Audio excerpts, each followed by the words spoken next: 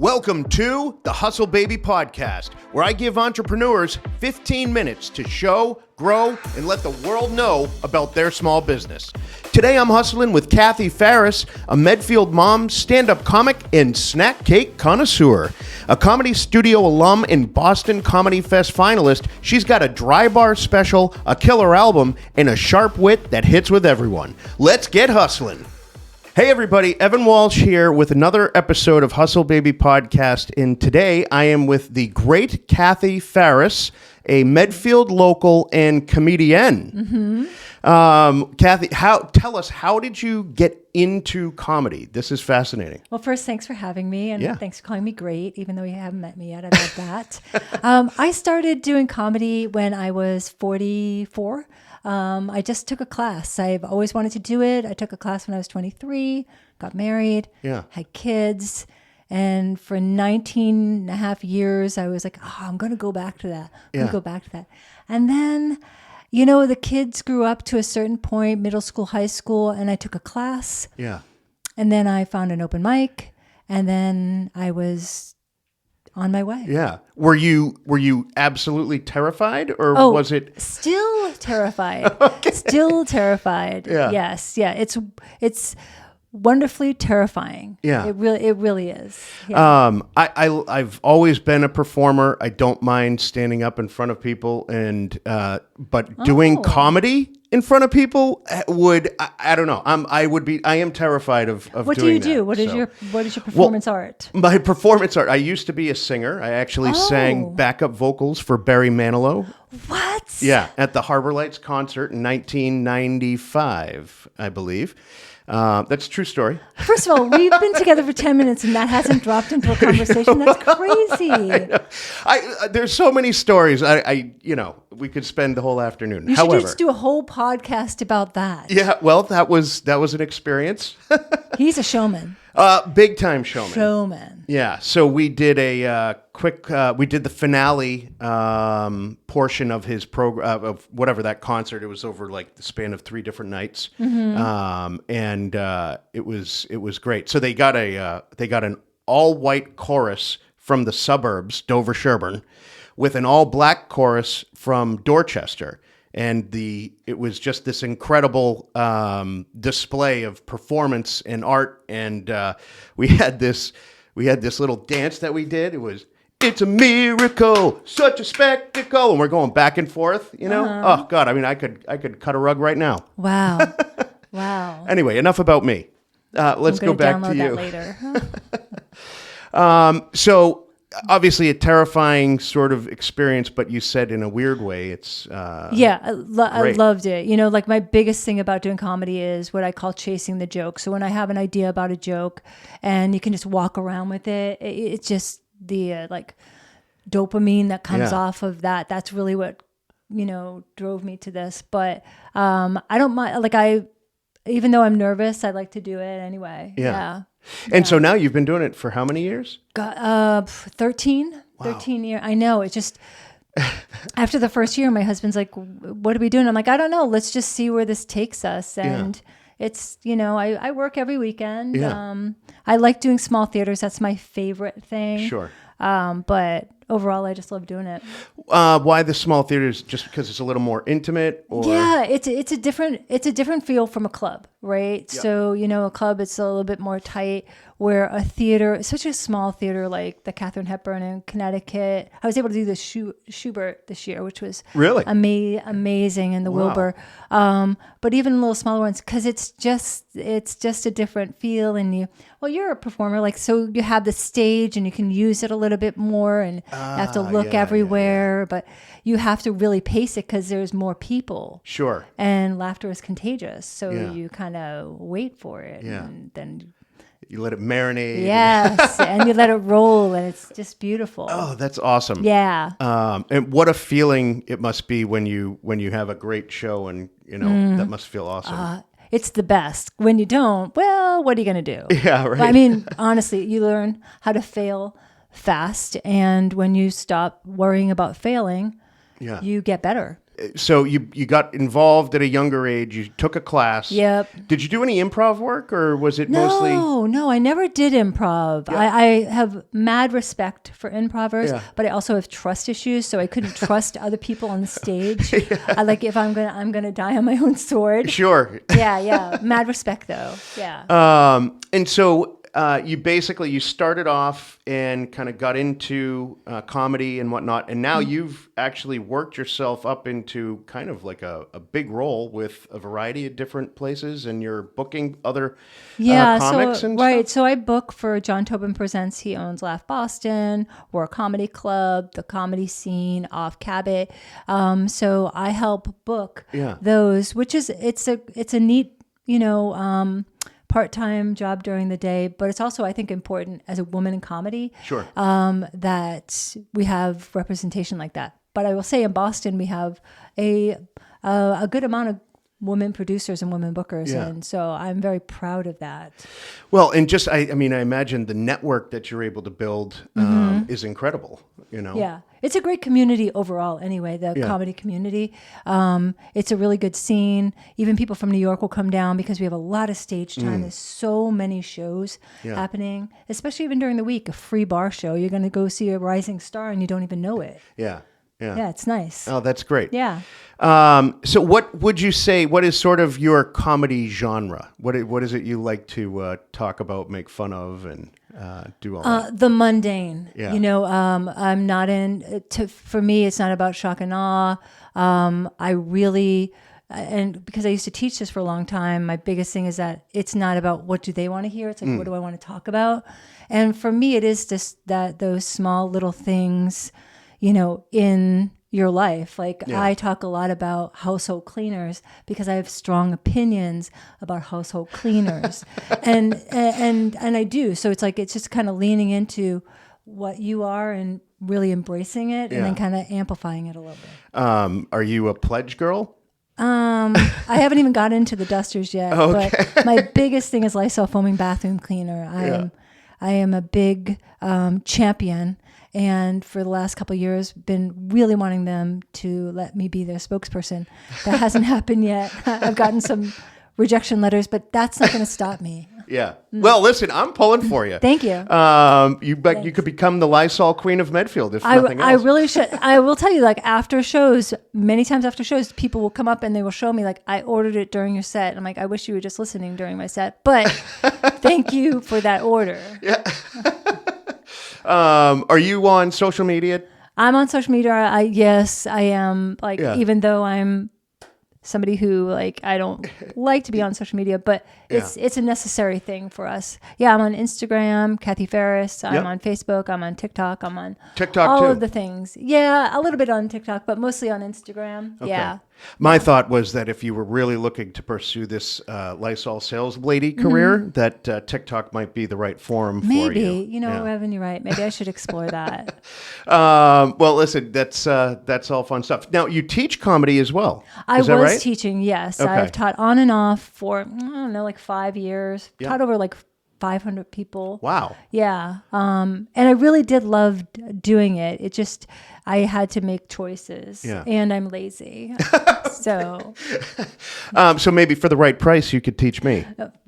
There's always a price. And Okay. yes, every now and then I just jump back in, or like I'll do, I do like private sessions. Like, there are people that, so some executive coaching stuff, but What about like parties? Do you do, if somebody was having like a birthday party? I will do anything. Oh. No, I shouldn't say it like that. We've done all of that. Okay. In fact, when I was first starting out, I had this lovely woman. She was like my one groupie I had. We used to do this in Doyle's, and her daughter had come to a show. And basically what it was is they were having a surprise party for her at her house in like Groton or something.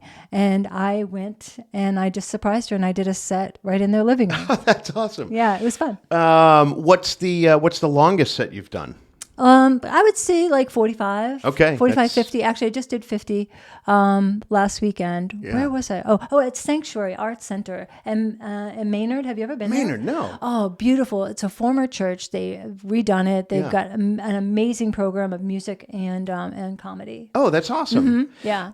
Sort of like what they're going to do at the Bell Forge, maybe? Yes. Oh, that's yes. great. Yeah. Oh, that's awesome. I'm excited about Bell Forge. Yeah, I think it's going to be great. Yeah, I agree. Maybe my first comedy performance will be there. Who knows? Maybe. I need a lot of help, though. Or maybe my first singing performance. Oh, You there need to you be my go. backup, right? Yeah, I can dance and clap my hands. You should see me. Right. I love it. Awesome. Well, listen, there is another side of your career that we haven't really talked about, but I'm rather excited. I'm really glad that you brought it up because I talk about it in my comedy now. It's something that I've always been doing. I was an art major that never used her art degree. But I had started to do this thing where I paint portraits of people on wine corks. These are my recycled wine corks. And I just really liked doing them. And then a fellow comic was like, why are you not talking about this? Nobody else is doing this and you love to do it. And not only do I talk about it, but I actually give them out in my set. And I have one here for you. This is my Brenda Carlson. She's my life coach. Oh, wow. I'm a chiropractor. And each one comes with their own story. I don't know if you could see this, but it looks like a Celtic Oh, that's incredible. banner, but it also gives you a little bit about the cork itself. So Linda was a life coach, but also a chiropractor. She had 3 malpractice suits. She blew up on Instagram with her 17-part Instagram story that could have been done in 3. And she's one of these people that sings to the music in the store. I'm not going to get into it. It's a whole thing. But you get to know your cork. I love it. The devil made me do it. That's her go-to saying. You know how everyone has a go-to saying? Hers is the devil made me do it. It's also her excuse. She Oh my God, needs I love to work it. on herself. But anyway, so I have that. And then this one is, I did these for Mother's Day because I thought, oh, these will sell like hotcakes. And they didn't. So I have a lot of them. These are my Eleanor Roosevelts. Oh. I didn't do a backstory for her because I talk a lot about her on stage. Mm-hmm. And again, I'm lazy. So I really love Eleanor Roosevelt. She has a lot of quotes. So These are wonderful. I know. I'm excited. What I'm working on now for the spring, well, probably the fall, definitely winter, is I'm doing the Real Housewives of the Revolutionary War. Because I feel like we don't talk enough about the women that were in the war, because women were in the war. And I'm fascinated by it, and I think that they would do good as corks. I mean, I would buy a Betsy Ross. Who no wouldn't buy a questions asked. I mean, everybody would buy a Betsy Ross, right? Or an Abigail Adams. But you know what about the female Paul Revere, right? Like, what about her? Oh, that's a good point. Thank you. My wife is a history teacher, and she will not let me forget her. What? There you go. Or what about Mary McCauley? Mary McCauley was in the war.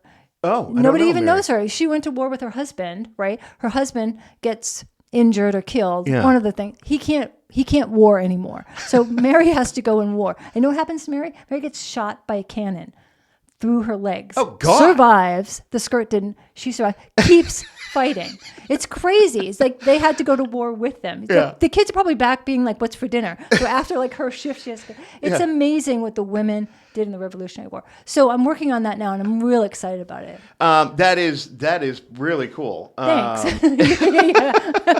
Yeah, Kath, I'm so glad you came on to talk about that. Well, I'm wondering, are these all corks from your own bottles of wine? No. But thank you, because that could have been a completely different conversation, right? No, people have donated corks. Okay. I have a ton of them. Yeah. And sometimes when I know a friend of mine had given me some of her father's, he had passed away, and she found all these, and so I made a few for her, and I'm like, this is from your father's collection. Do you work with any corks other than like the standard, or do you do like champagne corks? I haven't done champagne ones because honestly, I feel like it's a sellout because it's real difficult to do an interesting cork just on a cork. But on the champagne ones, I mean, that's fantastic. Right? Well, perhaps they have a unique hairstyle. I don't know. Well, the thing with these ones, these are painted, but I do ones that have clay in them. I've done weddings. Yeah.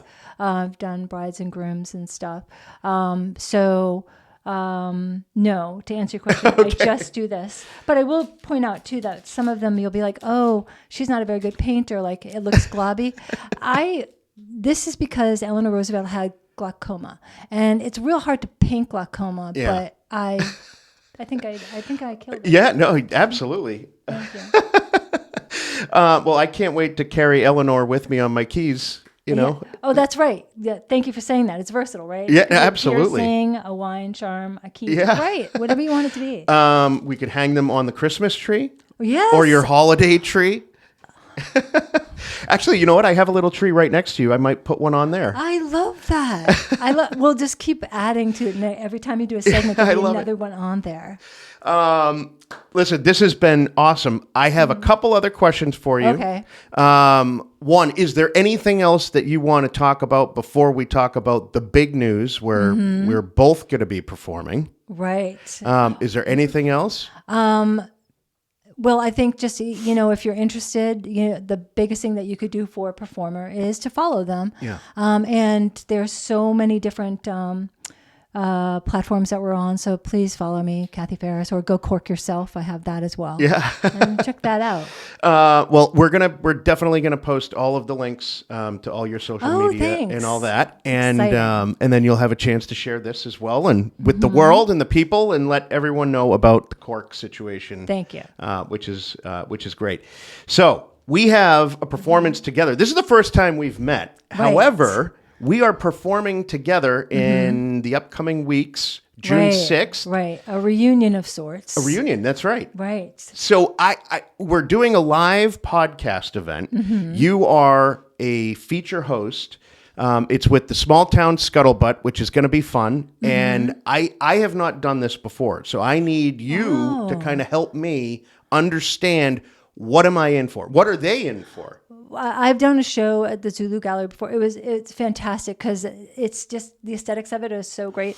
But yeah, you're in for like a live thing of seeing all of you banter, which is great. I'm going to do some comedy, and then I'm going to apologize for that comedy, and then we're going to do some bantering, and then like kind of just interacting and connecting with the audience. Sure. I love that because I think that's a big thing now that people are into. Yeah. Of like they love to listen to a podcast or listen to like people's comedy, but to be a part of it and to connect with it, I think the engagement part is going to be the best part of that night. I think that's great. And I have noticed at least a big trend with a lot of the comedy that I've been seeing on social media is everybody's doing the crowd work now. It's like a big thing. You know? We have. It's like people are expecting it, as you should be expecting it. Also, ample parking. Am I right, you guys?